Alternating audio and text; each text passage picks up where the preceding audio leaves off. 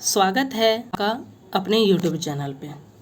Bihar geography के prelims booster कार्यक्रम के तहत जो टॉपिक हम लोग डिस्कस करने वाले हैं यह है बिहार के जीआई टैग अर्थात बिहार के भौगोलिक संकेतक। इस टॉपिक को आप लिंक कर सकते हैं एग्रीकल्चर ऑफ बिहार अर्थात जो है बिहार के कृषि से संबंधित ये टॉपिक है और यह हमारा बिहार ज्योग्राफी का जो सीरीज चल रहा है प्रीलिम्स बूस्टर कार्यक्रम के तहत यह इसका लेक्चर नंबर 8 होगा। इससे पहले ऑलरेडी वीडियोज अपलोड हैं, आप उसे जाकर देख सकते हैं। ये आपके लिए काफ़ी बेनिफिशियल होने वाला है। इससे पहले यदि आप हमारे यूट्यूब चैनल पर नए हैं और किसी भी गवर्नमेंट एग्जाम की तैयारी कर रहे हैं तो उसके लिए आप हमारे चैनल को सब्सक्राइब कर लीजिएगा क्योंकि ये आपके लिए काफ़ी बेनिफिशियल हो सकता है। देख लेते हैं कि इस टॉपिक को हम लोग किस प्रकार डिस्कस करेंगे। जानेंगे कि इस इंट्रो के बारे में, उसके बाद जानेंगे कि नवीनतम पहल अर्थात बिहार सरकार के द्वारा जीआई टैग को लेकर क्या क्या पहल हुआ है और बिहार के प्रमुख जीआई टैग अर्थात भौगोलिक संकेतक के बारे में जानेंगे। इससे पहले एक डायलॉग हो जाए जो नसीब मूवी से संबंधित है। उसमें आप देख सकते हैं गोविंदा सर को जब कादर खान साहब छोड़कर जाते रहते हैं तो गोविंदा सर बोलते हैं कि मास्टर, जब मैंने अपने दिल से जाने वाले के लिए गम ना किया तो घर से जाने वाले के लिए क्या परवाह करूँगा। मास्टर, तो सिर्फ कपड़ों के चिंदी को रफ्फू कर सकता है, दिल के चिथरों को नहीं। तो चलिए टॉपिक पे आते हैं और वीडियो स्टार्ट करते हैं। सबसे पहले हम लोग देख लेते हैं इसका इंट्रो कि इंट्रो में क्या है अर्थात जान लेते हैं कि भौगोलिक संकेतक होता क्या है यानी जीआई टैग है क्या। तो आप जीआई टैग को इस प्रकार देख सकते हैं, एक प्रकार के क्या होता है, ये एक टैग है या आप इसको चिन्ह बोल सकते हैं, एक प्रकार का पहचान चिन्ह देख सकते हैं। जैसे हम लोग कहीं भी जाते हैं, जैसे आप किसी भी मूवीज़ काउंटर पे जाएं या कहीं भी जाते एक टोकन दे दिया जाता है कि आपका जैसे इंटरव्यू देने जाइएगा बीपीएससी में तो आपको एक टोकन दे दिया जाता है, वहाँ पे XY करके ABCD करके कोई कोड दे दिया जाता है और उसी से पहचान होता है। बीपीएससी इंटरव्यू में ये होता है कि आपका नाम नहीं रहता है, वहाँ पे कोड दिया जाता है, उसी कोड से आपका पहचान किया जाता है। तो उसी प्रकार से जीआई टैग क्या है, एक पहचान है किसी चीज़ के लिए, क्या एक उत्पाद के लिए, चाहे वो हस्तकला से रिलेटेड हो, खाद्य सामग्री हो, कोई भी प्रकार का जो है ये आपको एक क्या कर दिया जाता है, एक पहचान दिया जाता है उस स्पेशली वस्तु को और उसी से उसकी पहचान होती है। और यह बताया जाता है कि वो जो प्रोडक्ट है वो स्पेशली उस क्षेत्र में दिया जाता है, यानी ये जो प्रोडक्ट है कहीं ना कहीं उस क्षेत्र की भौगोलिक विशेषता को बताता है कि ये जो प्रोडक्ट है उसमें जो है यहीं पे इस प्रकार की विशेषता, यूनिक विशेषता देखने को मिलती है, अन्य क्षेत्रों में ऐसी विशेषताएँ देखने को नहीं मिलती। एग्जाम्पल के लिए आप समझ सकते हैं जो दार्जिलिंग की चाय है वो आपको स्पेशली कहाँ पर मिलेगा, दार्जिलिंग में ही देखने को मिलेगा, भारत के अन्य जगहों पर नहीं मिलेगा। वहीं आप देख सकते हैं मधुबनी चित्रकला की बात किया जाए तो मधुबनी चित्रकला जो है यानी मिथिला पेंटिंग ये कहाँ पे देखने को आपको मिलेगा, तो मिथिला के क्षेत्र में मिलेगा। पूरे भारत में या बिहार के अन्य जगहों पे, दक्षिण बिहार में आपको देखने को नहीं मिलेगा। तो यही बताया जा रहा है कि जीआई टैग एक पहचान है जो उस वस्तु की विशेषता को बताता है जो स्पेशली किसी लोकेशन में मिलते हैं और कहीं ना कहीं उस वस्तु से उस क्षेत्र की पहचान भी होती है। बताया जा रहा है इसका हिस्ट्री को देख लिया जाए कि इसकी शुरुआत कब की गई, किसके द्वारा।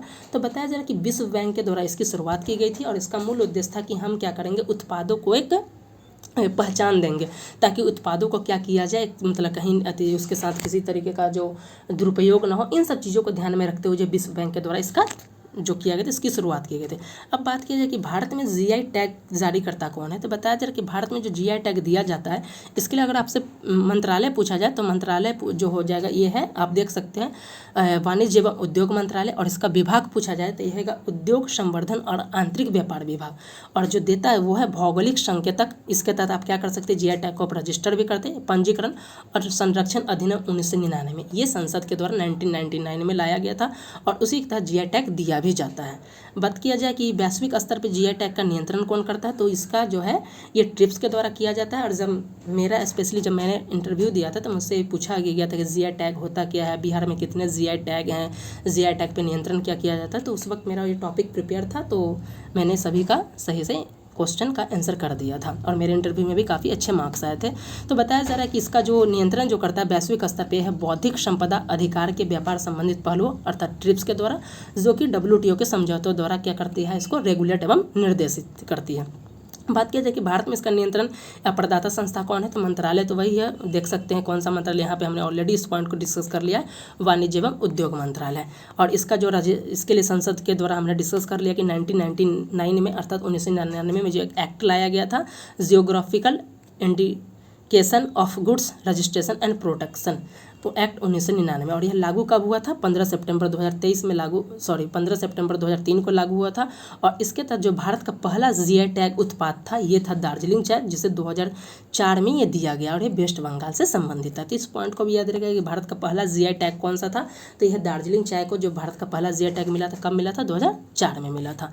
अब बताया जा रहा है कि किन उत्पादों को जीआई टैग दिया जाता है। तो बताया जा रहा है कि जो खेती से जुड़े चीज़ हैं, हैंडीक्राफ्ट्स है, उत्पाद है, खाद्य सामग्री है, इन सबको क्या किया जाता है? जीआई टैग दिया जाता है। जैसे खेती से जुड़े उत्पाद में क्या हो सकता है? तेजपत्ता हो गया, मसाला हो गया, मिर्च हो गया, इन सबको दिया जाता है। चावल के खास, जैसे बिहार के भागलपुर के कतरनी चावल को दिया गया। हैंडीक्राफ्ट्स में आप देख सकते हैं कि किसको दिया जाता है? महाराष्ट्र के सोलापुर चादर को दिया गया है, चंदेर साड़ी, भागलपुर के सिल्क साड़ी, इन सबको दिया जाता है। उत्पाद में आप देख सकते हैं कन्नौज का कुछ उत्पाद है, बिहार के भी कुछ स्पेशली उत्पाद हैं, इन सब चीज़ को दिया जाता है। और खाद्य सामग्री में जो वहाँ पे खाने के लिए जैसे बंगला का रसगुल्ला है वो चीज़ को मिलता है, मध्य प्रदेश का कड़कनाथ मुर्गा, इन सबको दिया जाता है ये सारी चीज़ें।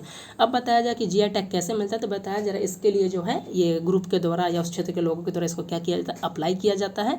और कहाँ पे अप्लाई करना है? तो ये देख सकते हैं इसका जो जीआई टैग जो हमने डिस्कस किया, controller general of patents design and trademark office जो कि चेन्नई में है। आपसे पूछा जा सकता है यहाँ पे इसके लिए आपको क्या करना होता है? एप्लीकेशन यानी अप्लाई करना होता है। उसके बाद जांच पड़ताल होती है और उसके बाद जीआई टैग दे दिया जाता है। तो आपसे पूछा जा सकता है प्रीलिम्स में कि कहाँ अप्लाई करना है? तो ये controller general of patents design and trademarks के द्वारा। बताया जा रहा है क्या जीआई टैग जिंदगी भर के लिए दिया जाता नहीं, एक बार जब ये जीआई टैग मिलता है तो आपको 10 साल के लिए दे दिया जाता है। उसके बाद आप क्या कर सकते हैं? इसको रिन्यू करा सकते हैं।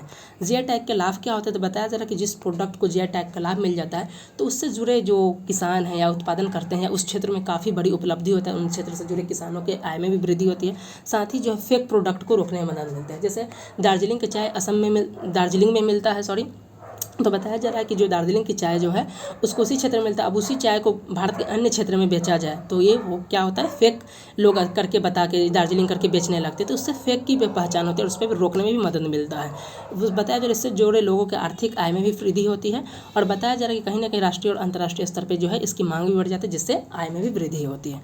अब देख लेते हैं बिहार से संबंधित कि क्या जीआई टैग को लेकर कुछ नवीनतम पहल क्या हुआ है। तो वर्ष 2023 में बताया गया कि बिहार के कई उत्पादों का, जैसे भोजपुर के खुरमा, गया का तिलकुट, सीतामढ़ी का बालूशाही, हाजीपुर का चिनिया केला, नालंदा का मशहूर बावन बोटी और गया का पत्थरकट, इन सबको जो है जीआई टैग देने के लिए एप्लीकेशन किया गया था और इसको मंजूर भी कर लिया गया। इसमें कुछ प्रोसेस के बाद उम्मीद किया जा रहा है कि जल्द ही इन सब प्रोडक्ट को भी जो है जीआई टैग का दर्जा मिल जाएगा। अब फाइनली हम लोग देख लेते हैं कि बिहार के कितने उत्पादों को अब तक जीआई टैग मिला है, और ये इंपॉर्टेंट है और बीपीएससी में प्रश्न पूछा गया और निश्चित आने वाले एग्जाम में 100% यहाँ से प्रश्न देखने को मिलेगा। तो देख लेते हैं, इसके लिए हमने 3-4 प्रकार के कैटेगरी बनाए हैं और इस तरीके से आपके प्रश्न पूछे ही जाते हैं। पहला पूछा जाता है कि किस उत्पाद को किस श्रेणी में मिला है, वो किस क्षेत्र से संबंधित है और कब मिला। तो मधुबनी पेंटिंग जो कि हस्तकला से श्रेणी से संबंधित है और ये मिथिला क्षेत्र में होता है, मिलता है और उनके द्वारा ये इस प्रकार की मिथिला के निवासी जो है उनके द्वारा पेंटिंग की जाती है और इसे जो दर्जा मिला था मई 2007 में मिला था। वहीं सुजनी कढ़ाई कला जो है ये हस्तकला श्रेणी से मिला था और ये पूरा ओवरऑल बिहार के लिए दिया गया था और नवंबर 2007 में क्या किया गया था, इसको ये दर्जा मिला था। वहीं बात किया जाए एपीलक जो कि खटवा है, हस्तकला के लिए बिहार से इन्हें नवंबर 2007 में दिया गया था। सिक्की घास हस्तकला श्रेणी में दिया गया था, पूरे बिहार के लिए था और नवंबर 2007 में से दर्जा मिला था। वही रेशमी साड़ी, आप सभी को पता होगा कि भागलपुर का रेशमी साड़ी काफ़ी नामी है और इसे हस्तकला श्रेणी में जनवरी 2013 में दिया गया। वहीं एपीलॉग जो खटवा दिया उसके लोगों को, जैसे लोगो किसी चैनल का होता है उसी लोगों को दिया गया था 2017 में।